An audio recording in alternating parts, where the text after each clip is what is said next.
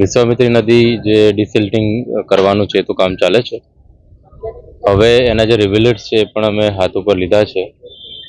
જે અમુક લોકોની રજૂઆત હતી ડેબ્રીસ પોઈન્ટ અને રિવલેટ્સ પણ લેવાની, એ પણ અમે કામગીરી ચાલુ કરી છે.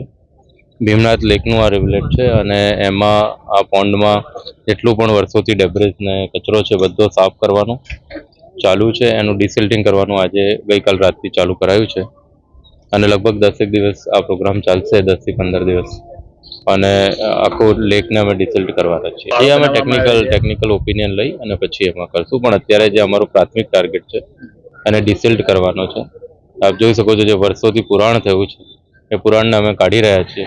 વર્ષોથી જે થરો બાંધ્યા છે એ બધા થરો જે કચરાના પ્લાસ્ટિકના છે બધા નીકળી રહ્યા છે અને નેક્સ્ટ 10-15 ડેઝમાં એકદમ ચોખ્ખી થઈ જશે. ખરેખર અહીંયા આગળ વિશ્વામિત્રીમાં મને અત્યારે એવું લાગે છે ખરેખર અત્યારે સફાઈની કામગીરી થઈ રહી છે, કારણ કે ઘણું તમે આ જુઓ કે કચરો એટલો બધો છે.